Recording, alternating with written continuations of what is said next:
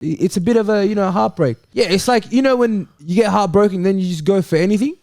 Could be. That's gonna be him. Like you don't really. What do you mean by that? You don't really like look at the resume properly. You don't look at the criteria. Does it align with us?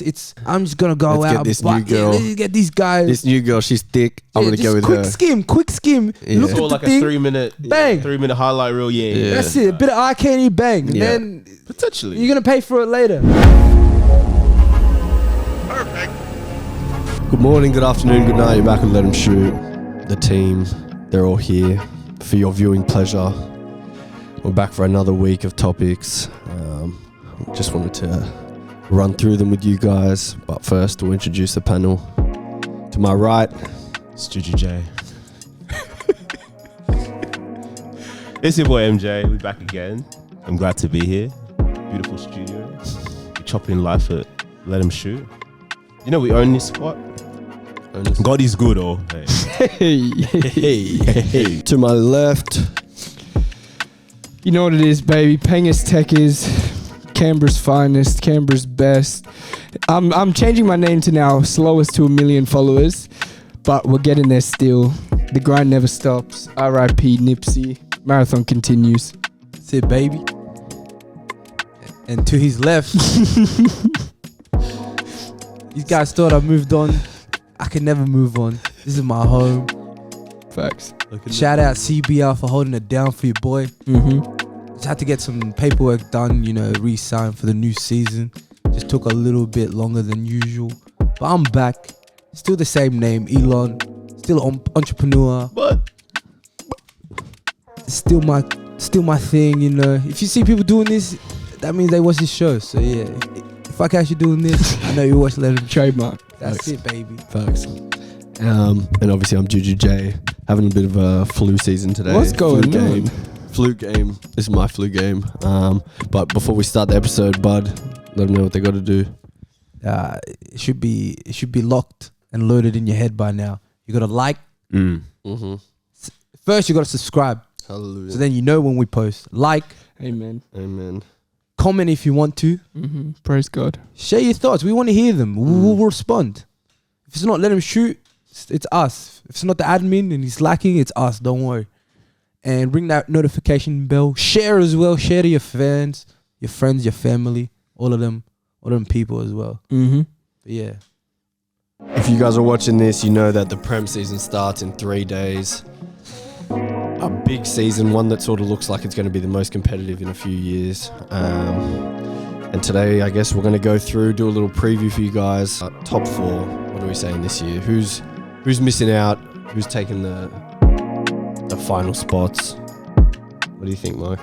for me, I think it's the battle is still the battle it's been for the past couple of years. I think City and Liverpool are there. I would have said City hands down, but I feel like after their transfer window, I think it's made things a lot more interesting. What do you guys think? After losing Sterling, big player, Jesus, Bigger player, massive player, Zinchenko, huge player.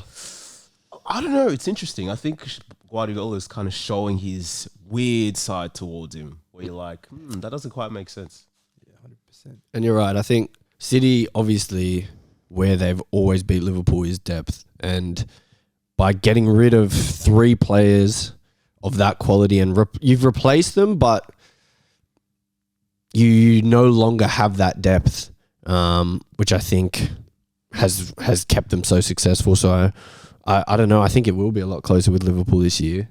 Have you guys got City to win the league? Samuel, what's your top 4 looking like? In my fully non-biased opinion, I genuinely think we've gotten worse. I think Liverpool's squad this year, especially going straight into the season without gelling completely, even though we did look decent in the Community Shield, I think we're worse. I think City, I feel as though that's a team that gel a lot quicker than us, and getting used to Darwin, having Mane play for 5-6 years, everyone used to his runs, everyone used to the exact way he plays. I think we're definitely going to be not as good.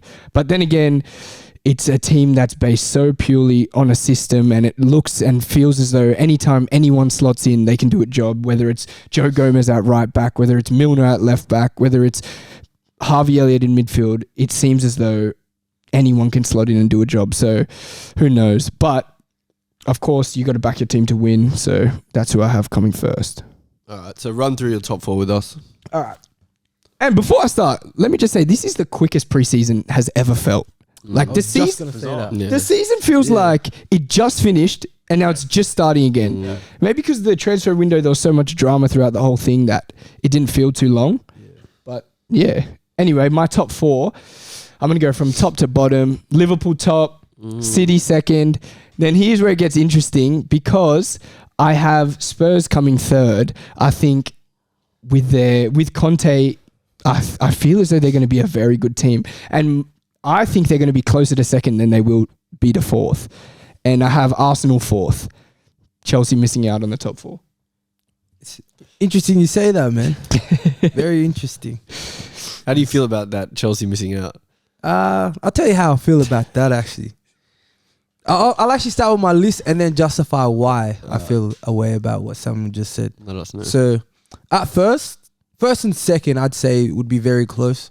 I think I got City winning, Liverpool second. Now this is where it gets tricky. So in third, now hear me out. I got Chelsea third, only because I feel like 1 or 2 injuries to either Tottenham or Arsenal's starting 11 members could determine where they finish in the top 4 battle. So, but I feel like with Chelsea, because we're kind of used to coming in the top 4, I feel like we can adjust better than the other 2. I feel like they have more pressure to finish in the top 4. That 1 or 2 injuries to a big name could kind of prove very big. Especially with Tottenham, we know that if they lose Kane for like a good 2 months, they drop a lot.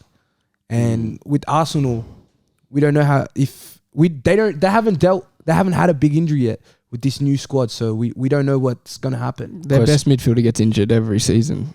Question. For games at a time. Do you think that...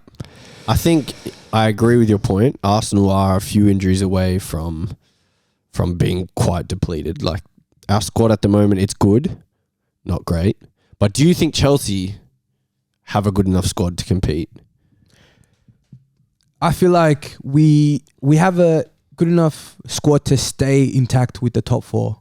And then I feel like towards the back end, if we get a good run going or maybe a signing or 2, we might be able to get in the top 4.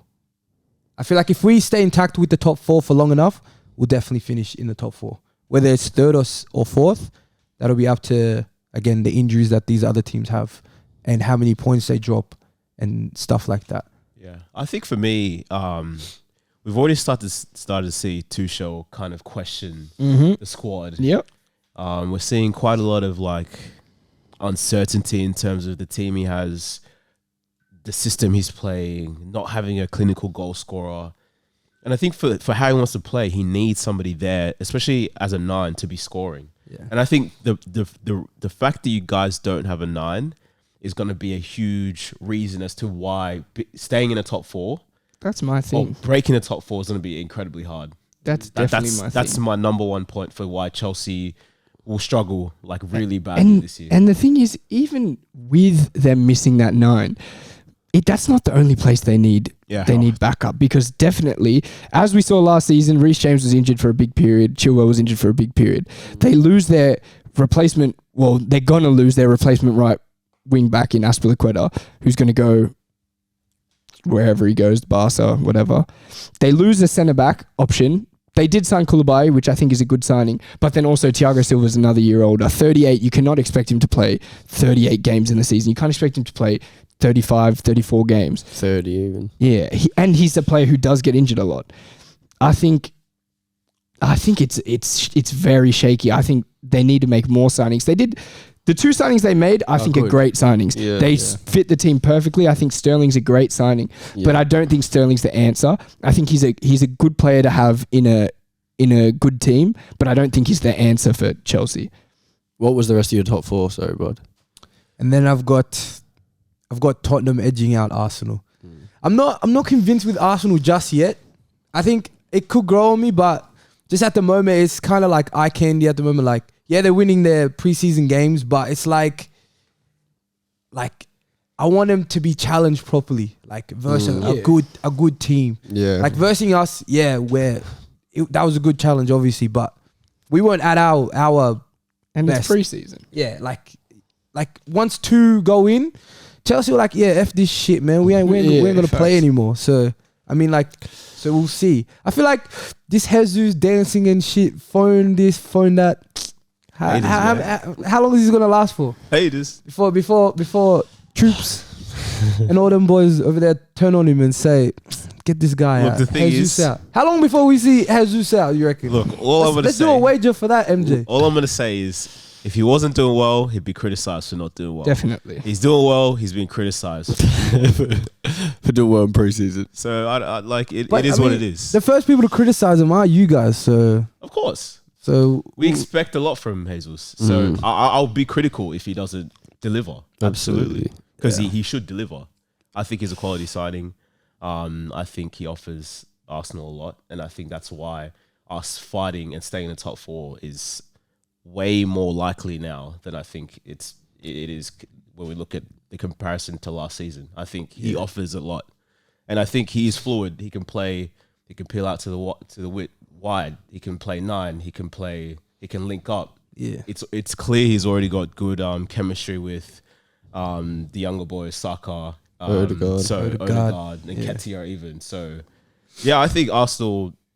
Yeah, I think we're going to be in that top 4 this year. It's going to be a tough. But I know you guys don't want to get gassed too quickly as well. Exactly. That's what I'm thinking. That's why That's what I'm they're doing it like thinking. this. They're a bit hesitant because I know you felt good before. Yeah.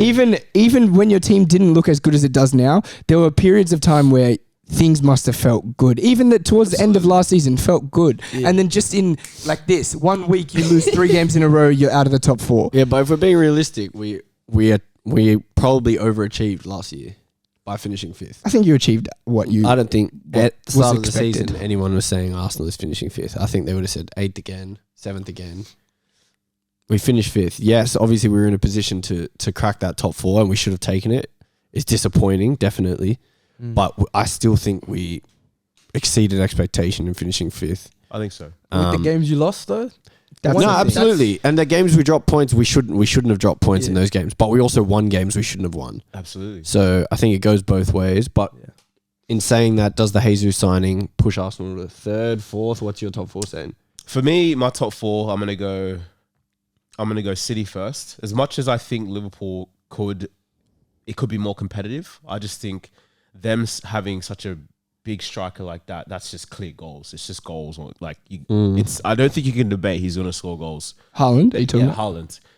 They might not be beautiful goals, but he's just gonna bang. So I think that's gonna be the key piece. You know what, Liverpool signed Darwin Núñez as well, but I think when you look at them comparatively, I think I'm giving Haaland the edge over maybe this first season scoring more goals. So for me, I'm gonna say City first, Liverpool second. There's something about Tottenham, right? They've had a full preseason under Conte. I think they've got the perfect team. Big window. You brought in Basuma as well. Amazing. They've got the perfect team to play his style of football. So they're going to be very, very, very tough to stay out of the top 4. So to be a bit pessimistic for Arsenal, I'm going to say Tottenham 3rd, we'll be 4th. And I think that 5th, 6th is going to be between United and Chelsea. Oh, and can I just say something to the camera quickly? My list is very reliant on Thomas Partey not joining Prison FC. So as long as he stays at Arsenal, they finish, in my opinion, 4th. But if they lose him with people who shouldn't be named, Mendy. they finish out of the 4. If they lose Thomas Partey and don't replace him with someone, because there's no one they can replace him with at this point, they don't finish in the 4. Can I just say something quickly as well? Go for it. Pep, you're not woke, man. Like, I hate that we're giving you first this easy. You don't deserve it. You just got rid of all this left back. Who else did they lose? Jesus. Jesus. Sterling. don't act cool about it. Act stressed, man. Show a bit of, we just lost these good players. Yeah. I don't like that you're just calm and you're not doing anything about it. Like you brought in these other people. Who the hell? All right, bar Haaland. Who the hell's the other guy? They've got Calvin Phillips. He's not even going to start. Yeah, but it's good depth. They lost Fernandinho. They brought in a midfielder who's better than him. They brought in a centre mid who's one of the best for his country. Starts for his country. Who's going to be on the bench? Yeah, but I saw a thing last season, and for his whole time at City, Guardiola, his whole time at City, he hadn't had the same starting lineup 3 games in a row. Only once it happened last season where he had the same starting lineup 3 games in a row. So their team is always gonna be mixed around. Mahrez is gonna come in, Grealish is gonna come in, Foden's gonna come in, Bernardo Silva's gonna play with Gundogan. The team's going to change. So I think he definitely gets the most out of his players. Yeah. And somehow I think this is the first time we're seeing players not happy in terms of them wanting to leave at the end of the season. I think this is the first time with Sterling and Jesus wanting to play more, wanting to be more of a star. But they keep the other players happy, and he does that pretty well. Yeah. And I think, if we're looking at teams that are going to sort of fly under the radar, I think this City team will just perform at stock standard. Like they're going to be in every competition. They'll be fighting for points. But in saying that, who are some teams who are going to sort of fly under the radar and exceed expectations? Bud, I know you're a fan of dark horses. Dark horse is my specialty, baby. Who's your dark horse this season? My dark horse this season. Well, they're not really a dark horse, but so my dark horse would have been Tottenham because I think they're still a dark horse. Yeah. Dark horse for what though? I think they're a dark horse to put in a proper challenge for not for the title, but for that second spot and to put pressure on the team that ends up coming first. I think because thinking about last year, they snuck into the 4. They ended up 100%. Sneaking into the 4. They weren't. I don't think last season Tottenham were a team that deserved to finish in the top 4.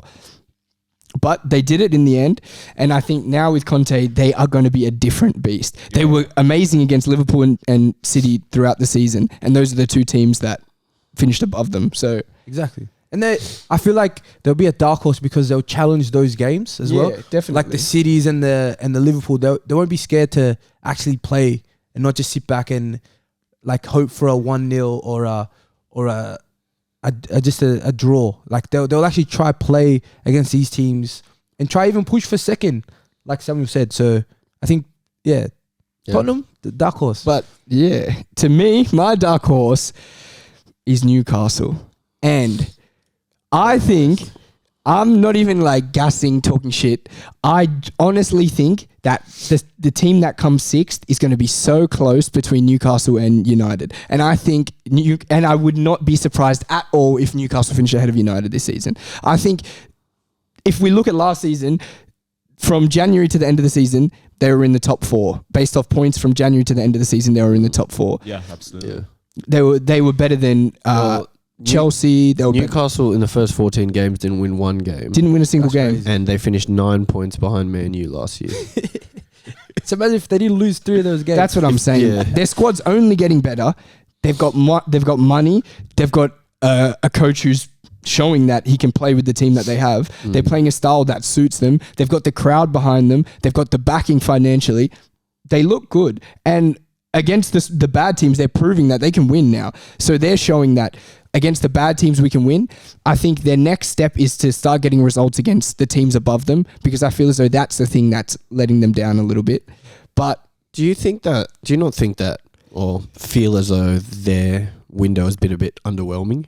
Yeah, absolutely. I think like based on expectation, you've seen the kind of with the amount of money Gomes has in the midfield. As a club, you'd be like, all right, we've got some big players. Why don't we, bring in some good signings to try and push for European positions? Yeah. I think it's been interesting that they haven't made many signings because they've got from a core perspective, the team is decent. Yeah, they got a good core. They could really get to the next level. And it seems like maybe they believe a lot in the squad. Wilson's back. And the window's not over as well. Him. That's true, yeah. The window's not over, but I feel as though the Prem is so unforgiving that, you don't take advantage of the time where you have the opportunity and you're going to fall back. a year or two in progress. agree. Like Man U, by the end of next year, they'll have a full year under Ten Hag. They'll be a lot better than they are now. Of course. Yeah. Same with Chelsea. Same Arsenal are only going to be better. West Ham are going to be better. All those teams fighting for European spots will be better. So I felt as though Newcastle sort of needed to make a statement, which they did. They signed Botman for 33 mil, a good centre back. Yeah. But I thought really they were going to push on, maybe get another winger, get another striker. As you know, Callum Wilson's one injury away from Retirement. yeah, from derailing Newcastle's season. But like you said, they now have a full preseason under Eddie Howe. Would you say another? I don't know if any of you have this team as your dark horse, but Villa, based off their window. Mine, yeah. Yeah. I think like when you look at Villa, people can say absolutely they had an underwhelming season because what you finished 14th, you made a lot of signings, you brought in a manager that he's done well in Europe. There's an expectation there that you're in let's say the top 8, Top 10, yeah. Top Top 10 at a minimum. yeah, 10 out of minimum. Especially, I think you give a bit of lenience because he did come in yeah, mid-season. yeah. Yeah. But I think now having a full preseason, he's brought in some new signings. He's got a Some good, good very signings. good squad. Good signings. He's made Coutinho permanent as well. Exactly, I think yeah. realistically, I think that's going to be a team that will be very tough to beat even for the top 4 sides. I think they could take points of the top 4 sides. I don't see them losing many games to teams outside of the top 8. Yeah. Because it's a good squad. They've got good attacking options. And now a Very strong solid defense with Diego Carlos. Absolutely. So for me, that's my dark horse. Diego Carlos, yeah. And yeah, Kamara. Yeah. Boubacar, Kamara. Yeah, That's it's a good team, and especially with players that didn't perform to the way we thought they were going to perform, i.e. Buendia. He's got a year under his belt in the Prem again, so I think I think they're going to be a very, very decent side. decent. Yeah, Aston Villa, John McGinn cannot be a best player again. He's the captain now. I don't want to be here at the end of the year and be forced. do you want haters again? I don't want to be here at the end of the year and be forced to say John McGinn was your best player. Do better. Gerrard took the captaincy from Mings and gave it to John McGinn. Mings doesn't deserve it either. I back that. Yeah, I'll back it as well. As a gaffer, you gotta be hard sometimes. You Yeah. be like, nah. So yeah, but John McGinn, man, he's got haters. I don't know. if This you is a wanna be threat like that. going out to all Aston Villa.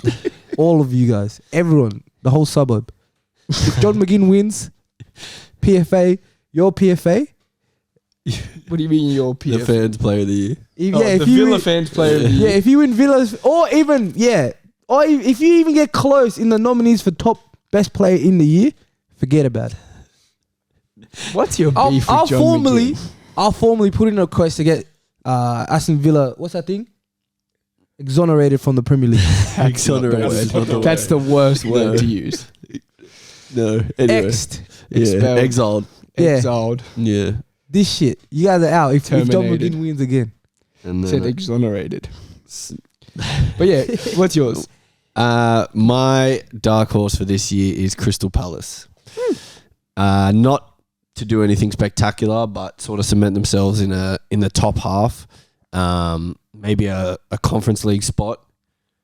That's my predictions. I think they've made good signings as well, and they looked a good side under Vieira, as much as we didn't think it would happen. He's done a 180. Yep. He's Complete 180. He's done a good job, and hopefully with all their players fit, Ezzy back from long-term injury, Elise with a whole season of first-team football, they'll be dangerous. So I think Arsenal got a tough test up first. Going to Crystal Palace is difficult. Absolutely. Didn't they beat City there last season? Or draw? They beat City Yeah. away. Yeah. Mm. Oh, at City. Yeah. Yeah. But yeah, so I think, that Palace was mine. Next, we got possibly the hardest predictions. Golden Boot. You think this is hard? Yeah, I think this is incredibly hard. Pause. But Who gets it? Who wins it? Obviously, you have yes, the usual couple. The guy's more likely to win it than to not win it. I don't know this year. He's more likely. He's proved that he's more likely. Three golden boots in 4 years. He's and proved he's. and in not one of those seasons did they play with a 9 that is a goal scorer. That's true. You But think he's last winning? season, Jota was playing 9 and Mane was playing 9. So those are both 2 goal scorers. No, that's not the same thing. They are. They're goal Not the scorers. same thing. Salah, I'm telling you, is winning again. He's winning That again. can be your It's got prediction. to be up there. That That can be your prediction. He's winning again. I think the decline of Salah started. Yeah. Really? After African I think it Cup of started, man. I mean, he'll still be scoring. It's not a play style that I think he'll still is score. going to But I think decline. he's on the decline, He definitely. he secured the bag. Now he doesn't have to show anything. Nations. Yeah. The Talking bag's shit. secured. Mhm. They have to pay him that money no matter what. I agree. Hasn't he scored in almost every game, though? Salah Yeah. in preseason, Yeah. He Oh, can go yeah. out. except for not all games, but yeah. Post AFCON Salah though was missing. Mane did that to He him, was bro. missing. How can your own teammate do that shit to you? Yeah, absolutely. So, Yeah. Bud, who are you? Who are you saying? Man, this guy is coming out of preseason without a gut this year, so he has to win it. Harry Kizzy Kane. That's a good shout, definitely. He's looking fitter than ever. So there's no reason this year for him not to win. I feel like he's fitter. He's fixed that component. Normally he starts really slow towards the start of the year because Yeah, he's definitely. unfit. He has a big holiday. We saw what he did last time. It was big holidays. Yeah, folks. Big holiday. So this year, and I think he's hungry. I think he's hungry again. Last year, the whole City thing kind of effed him up a little bit. Kind of, it messed with his head. And Euros. Yeah. So I think he's laser focused. He wants to prove to City that, you know, you're getting Haaland, but you're missing out on this, baby. So I'll go Harry Kane winning Golden Boot, definitely. Mike. I think for me, I truly believe that Son is probably more likely to score more goals than I think so Harry as well. Kane in the Prem. Yeah. So I'd put him above Harry Kane, but I think this season is gonna be between Haaland and Son. I don't know who, but I think those two are gonna take the Golden Boot title. I just think at City, it's just gonna be he can just score so many tap-ins plus his finishing abilities on top of that. Yeah. It'd be hard for him not to score really at least 20 Yeah. goals. At least. Yeah, I think the battle for Haaland is staying fit Yeah. for the season. If he can play 30 plus games, then I think he's definitely a big shout. But Yeah. I think that's been his struggle for the last couple of years. Yeah. Because when you look at it, his goal to game is ridiculous. His goal to game at Dortmund was more goals than games. And for someone to do that in their teens is just stupid. So 14 in his first 10 at Yeah. Dortmund. yeah. So it shows that he's not going to start off slow. I feel like the Son debate, Son or Kane finishing top, it all comes down to where Conte plays him this year. I think feel like so. last Good year point. I agree. I think he had to play that system where he had the two up front, one a bit higher, one lower. But now like we said, he had a full preseason, so his plans could change for Son. That's true. Could put him higher, could put him wider. You never know. Like, True. and Yeah. just keep it the exact And same. he could favor Kane Exactly. to be the goal scorer as Yeah. well. So yeah, I agree. So yeah, we'll see. Yeah, definitely. Let's flip it. Let's quickly look at who's going to underachieve this season. Could be a player, could be a team touted to succeed. It could be a player who's got big expectations. Samuel. Yeah, all right. So it's good that I'm going first because I went off the rails with this question. I know you guys said player or team, but I went with something different. My big take for this season, the person who's going to underachieve this year the most, Thomas Tuchel. I think he's getting fired mid-season. I think Chelsea are going to be sitting at 6th or 5th and he's going to be fired. I think they're going to show no remorse. They're new owners in. They want to show that they're the same. They can prove they're like Abramovich. Going to come in. He's going to get sacked. He's getting the backing financially. So if he doesn't perform, I think he's going. And you know what? He's foreshadowed his future. He already. has. He's stressing. So I mean, it's not looking good. Man, I back that. you can tell someone's been hanging around me too long because now it's saying crazy stuff. You think it's that crazy? That is if I think it's crazy, it's definitely crazy. They are literally the club who jumps the gun on firing managers quicker than anyone else. They go through managers like was it's that the nothing. owner or was that the club? It was mentality? the owner, but I think the new owners are going to come in with the same mentality, trying to show that they're about it, which they're doing with the I don't know money if they right can now. afford to do that I think Thomas Tuchel is going to be sacked halfway through the season for underachieving. for underachieving. That's why he's my biggest underachiever for this year. Who tops that? Who tops that? Who's underachieving more than that? Who's underachieving more than that? That big fridge they brought up front, Liverpool FC. They yatted Libyan. Talk to him. Jesus Christ. That can't. Talk to the guy next That to can't him. happen. Whatever that just happened can't happen. So You think you might need to go again. Benfica, Liverpool have that big fridge up front who's going to be their biggest underachiever, and he's going to be the reason why Salah doesn't get golden boot and why they don't finish first. Big price tag to pay. Even Benfica apparently were laughing at you guys. The amount of money you guys That was pay a for these true guys. report as well. Okay. If this guy does not score more than 14 goals in the year, he's not any better than Lukaku. So anything Samuel ever said about Lukaku, out the window. So What do you think Darwin's expectations are this season from not just Liverpool fans, but the majority? What's the expectation? What do you think he'll actually do? I think the expectation will be to either be the top goal scorer or second top goal scorer. But the reality will be he'll struggle to score in the Premier League. He'll score in the Champions League group stages. Yep. Once it gets to the knockout rounds, he won't score, which will lead to him not being played in those games. They'll rely on Salah. They'll go back to the way they normally play. They'll put Firmino. They'll use Firmino more than him in the bigger games, definitely. But I think that he. All right. What they paid for him. 1 second. What they paid for him and what they're gonna get is gonna be similar to what Lukaku was bought for and what we got. Which then leads to the question: who's the worst of the two? Which we'll get to at the end of the season. Okay. Mike, you agree?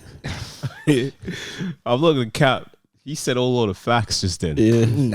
No. Tell me where I'm wrong. I'm not going to tell you. I'm not going to tell you you're completely wrong, because I think every single one of us and every person except for the most deluded Liverpool fans will see that as a player, his technical ability and his actual ability as a 9, he's not the same. He's not the same as the best 9s in the world. He doesn't have it like that.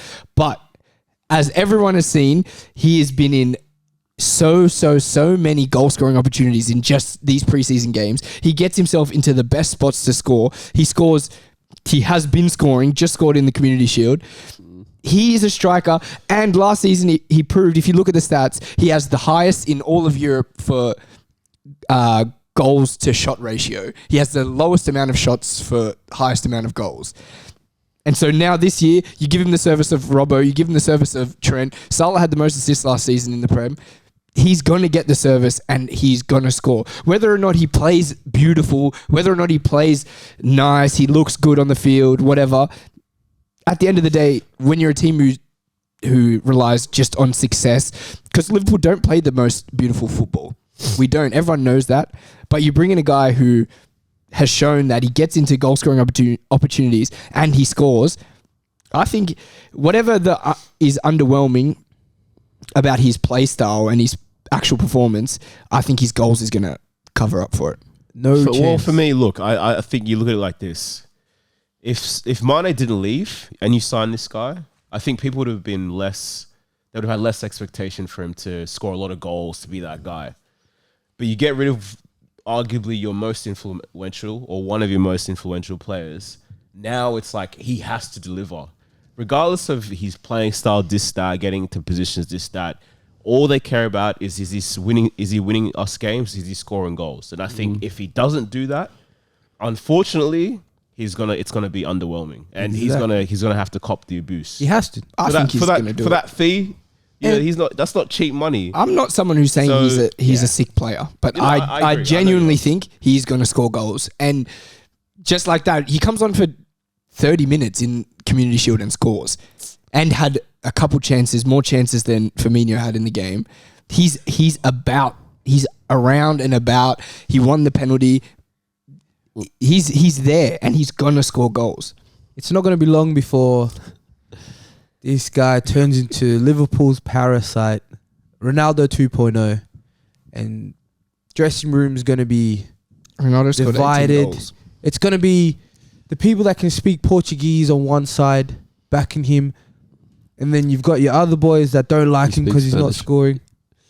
So, and then you're going to come on this podcast and going to be like, you know what, but John, you were right. This guy's a parasite. You're actually going to be his first hater I'm on this panel. I'm already You're a gonna hate him hater more than we do. I'm already a hater of the way he plays. But Exactly, it I can started. see. It started, guys. But the thing is, I'm not a fan of the way Jota plays. But I can see there's but a reason he plays for the team. Jota And bangs. I'm not a fan of the way Henderson plays. But I can see there's a reason that he plays for the team and it works. And I think the same There's a thing is going to difference, happen with but him. you're already hating this guy. You don't hate Jota. You don't hate Henderson. I don't hate this him. guy already. I don't hate any Liverpool player.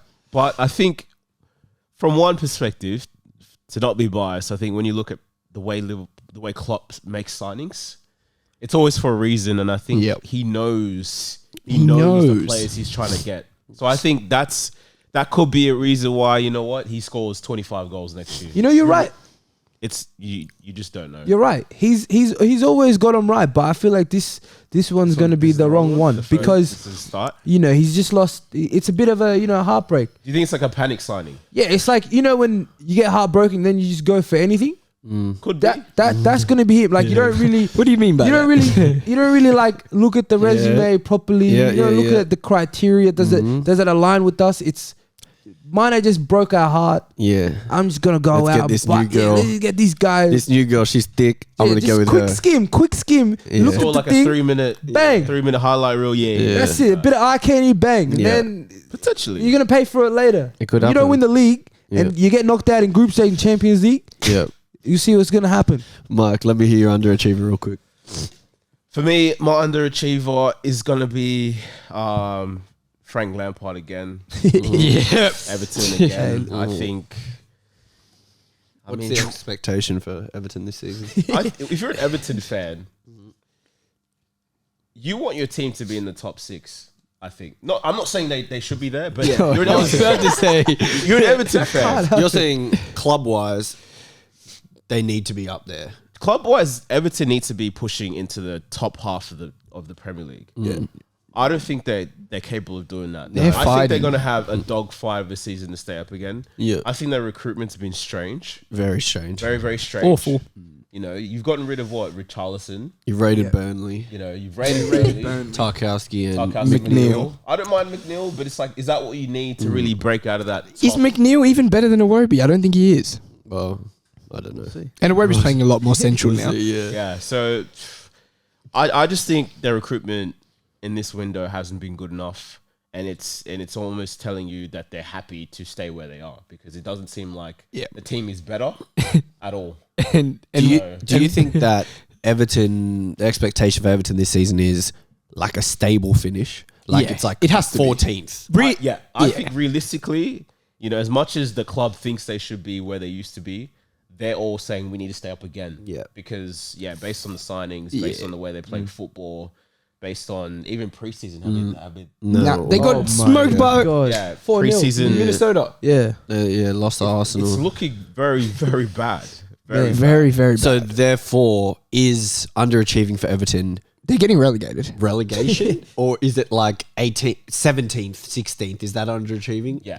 Fighting another relegation battle is underachieving again. So whether they stay up or not, If they finish 16, 17, whatever, and below, that's underachieving. I got a question. If you looked at the squad, right? You look at Everton's squad last year, and you didn't watch any games in the Prem, would you have said this team is like a 16, 17? No way, they're much higher than Got that. talented players. They started Definitely. well as well. Yeah, I think. exactly. Didn't they beat United?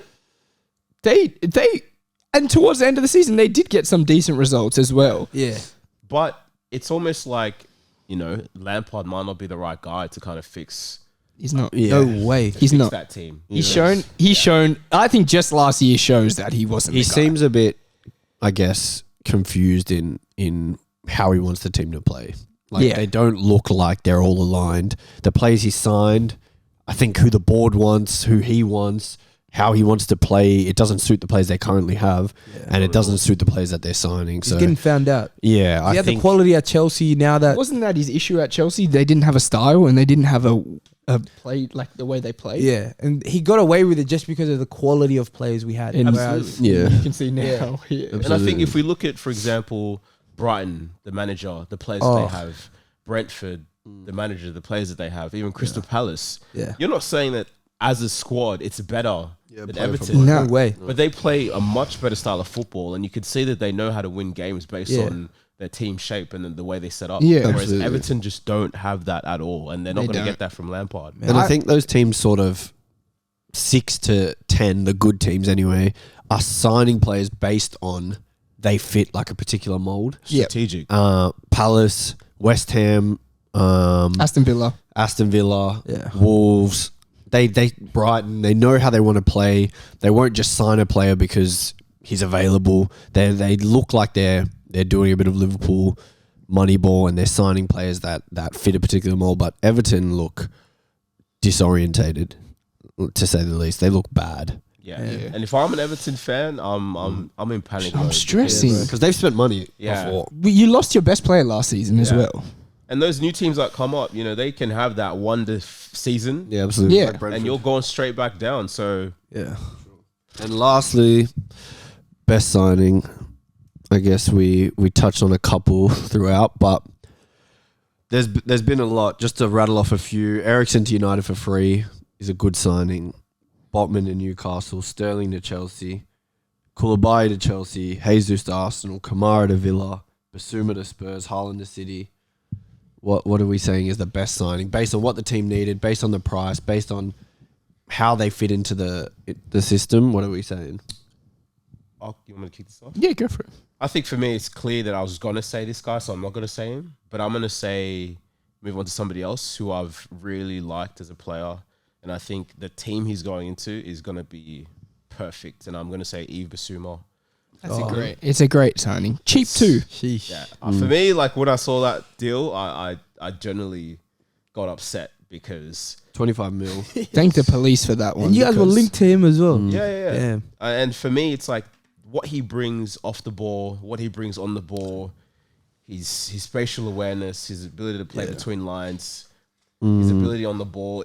It's just for what they needed as well. It's just It's Yeah. perfect. it's actually scary. It's It perfect. gives Tottenham that option to play in a 2-1-2, like in front of the 5 instead of wingers. Like Yeah. him playing next to Højbjerg means they're more secure than with Bentancur.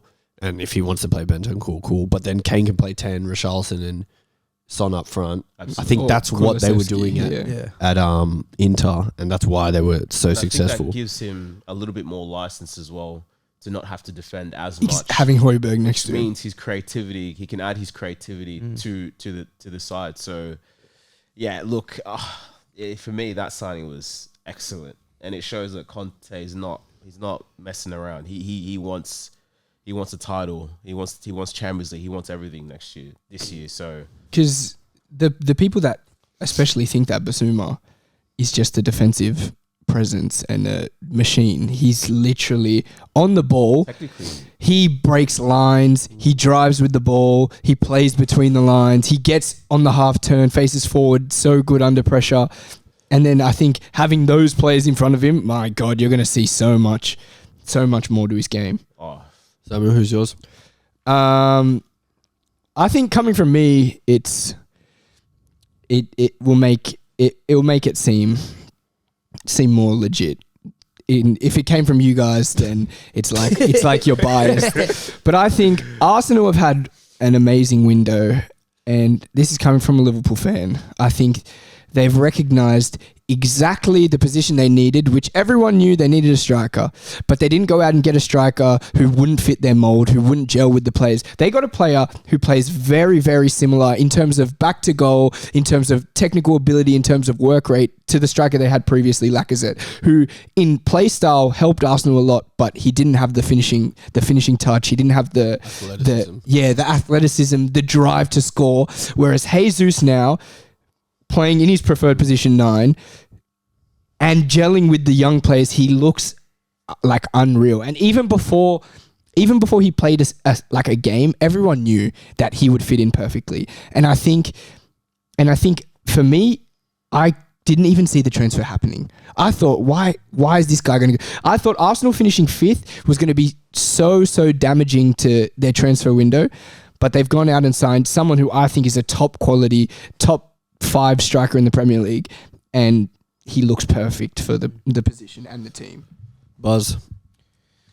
I think it's this is a random one. I put a lot of thought into this one. My player has to be Diego Carlos for Aston Villa. Only because Aston Villa, they struggled to have a fixed centre-back next to Mings. I think that was their issue. They'd swap too many on the right side. And I feel like that kind of disturbed the chemistry that backline had. I feel like they had a good right back in Cash. Good centre backs in Ming. Now they've signed the left back and a centre back. Yeah, Dino permanent. Yeah. So with a steady backline now, I feel like that will definitely help Aston Villa have confidence in winning games, knowing that they've got a solid foundation at the back. In front of a great keeper as well. Do you think Mings stays in the side? I definitely. I was questioning. I thought that signing could be to push him out of the side. And I thought especially to play next to Konsa. with them getting rid of the captaincy, which I can see because he's not going to play. That's what I thought. That's what I was thinking. Could be wrong. I was thinking that, but then I remembered he's a left-footed centre back that plays for England, and you can't touch those players just because. Yeah, I like Konsa, it's sticky. yeah, I like That's Konsa. true. It does give them more depth as If well. he wasn't English, then he's out. But I think because he's played for England, people know him. Gareth Southgate, it's going to be like, this guy has to be playing. Yeah, So, Fair enough. I get you. I think... But it's a great signing. Yeah. I think Mings gets away with it because he's left-footed. If he was right-footed centre-back, he would have been raps ages ago. Were You guys think so? shocked So with you that signing? you think Southgate Yeah. is going to keep him in? You think Southgate's going to be like, Gerard, listen, you got to keep this guy in? Without even saying a word, it'll be Riz. Southgate's got Riz. Yeah, he's got Riz. Unspoken Riz. And that's a perfect conclusion.